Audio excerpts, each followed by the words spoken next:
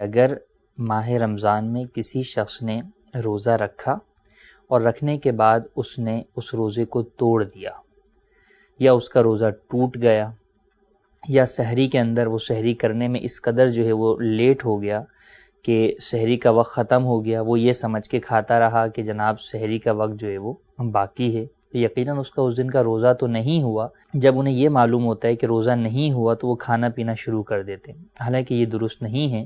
بلکہ ایسے افراد پر لازم ہے کہ بقیہ دن روزے داروں کی طرح بغیر کھائے پیے گزاریں۔ یہ گزارنا ان پر بغیر کھائے پیے واجب ہے۔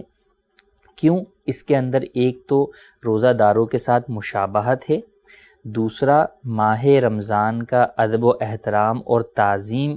یہ باتیں اس بات کا تقاضا کرتی ہیں کہ اس شخص کا اگرچہ روزہ ٹوٹ گیا یا اس کا روزہ نہیں ہوا، لیکن بہرحال یہ شخص روزے کا جو بقیہ دن ہے وہ روزے داروں کی طرح بغیر کھائے پیے ہی گزارے۔ ہاں البتہ بعض صورتوں کے اندر کھانے پینے کی بھی اجازت ہے، جیسے عورتیں ہیں، اگر شرعی عذر کی بنیاد کے اوپر ان کا روزہ جو ہے وہ ٹوٹ گیا تو اب بقیہ دن وہ کھا پی سکتی ہیں۔ ہاں بہتر یہ ہے کہ وہ چھپ کر کھائے پئیں۔ یہاں پر ہی ایک اور مسئلہ اسی سے ریلیٹڈ ہے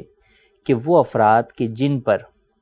جس وقت روزہ شروع ہوتا ہے، یعنی صبح صادق کا وقت ہے، اس وقت ان کے اوپر روزہ فرض نہیں ہے۔ مثال کے طور پہ کوئی کافر ہے، اس وقت بعد میں مسلمان ہوتا ہے دن میں،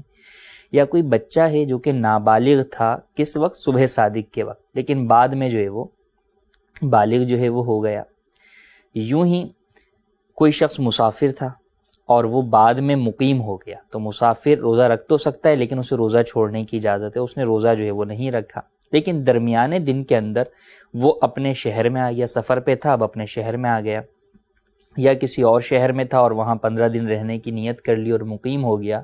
تو اب ان افراد کے اوپر بھی لازم ہے کہ بقیہ دن روزے دار کی طرح ہی بغیر کھائے پیے گزارے۔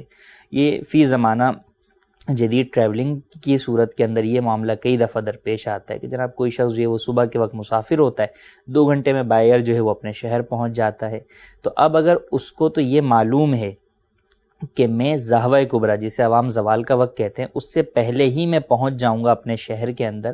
تو اس پر لازم ہے کہ وہ روزہ رکھے۔ اور اگر اسے یہ ہے کہ نہیں میں زوال کے بعد پہنچوں گا تو اس پر شروع سے روزہ رکھنا تو لازم نہیں ہے، لیکن اگر وہ کھاتا پیتا رہتا ہے، لیکن اگر وہ زوال کے بعد بھی اپنے گھر پہنچ جاتا ہے تو بہرحال اس پر بقیہ دن روزے دار کی طرح گزارنا لازم ہے۔ یوں ہی عورت کا شرعی عذر جو ہے وہ چل رہا تھا اور درمیان روزہ وہ شرعی عذر سے پاک ہو گئی، تو ایسی صورت میں اس پر بھی بقیہ جو دن ہے وہ روزے دار کی طرح گزارنا واجب ہے۔ تو اس معاملے کے اندر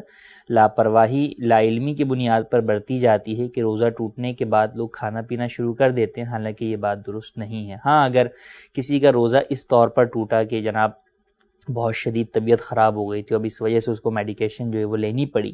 تو اب اس صورت کے اندر بہرحال اس شخص کے لیے جو ہے وہ میڈیسن لینے کی تو اجازت ہے، اور جتنی اس کو جو ہے وہ اپنی طبیعت کو بہتر کرنے کے لیے جن چیزوں کی حاجت ہے وہ لے سکتا ہے۔ لیکن اگر کوئی شخص مثال کے طور پہ مریض تھا، صبح صادق کا وقت تھا اور اس وقت جو ہے وہ مریض تھا، اس وجہ سے وہ روزہ نہیں رکھ سکتا تھا، اس کو شرعاً اجازت تھی کہ روزہ چھوڑ دے، آدھا دن گزرا تھا کہ صحت یاب ہو گیا،